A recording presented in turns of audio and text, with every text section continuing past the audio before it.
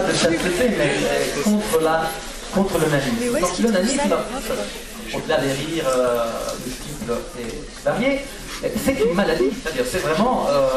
on ne donne pas d'explication cellulaire à la virto, on ne parle pas de tissu, mais c'est un dérèglement.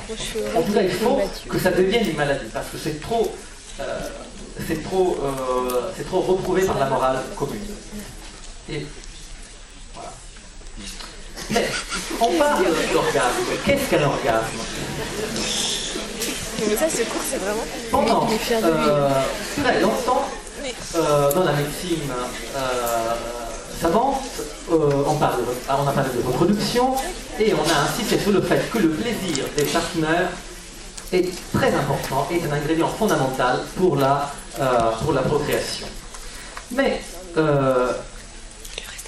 qu'est-ce qu'un médecin traditionnel jusqu'au XXe siècle même entend par orgasme, féminin surtout? Eh bien, ce que tous les textes prouvent, c'est qu'il y a une projection tout à fait évidente de l'orgasme masculin sur l'orgasme féminin. Ça veut dire que, selon la plupart des médecins, l'évacuation de la sémence féminine est comparable à un orgasme. Pourquoi? Parce que elle est considérée en analogie avec l'éjaculation, qui est l'évacuation de la sémence par l'homme. Donc il y a une incompréhension de fond sur ce qu'est un orgasme chez la femme.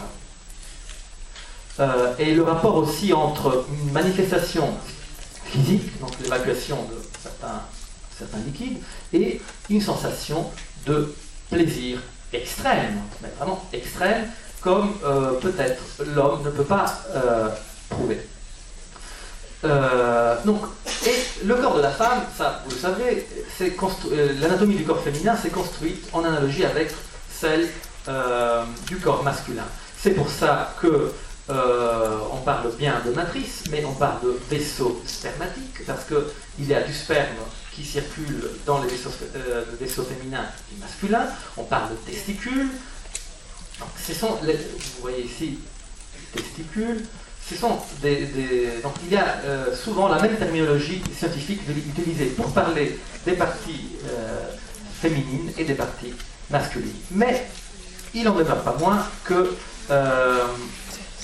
les orgasmes des femmes sont beaucoup moins nombreux que ceux des hommes dans le cadre d'une sexualité hétérosexuelle traditionnelle.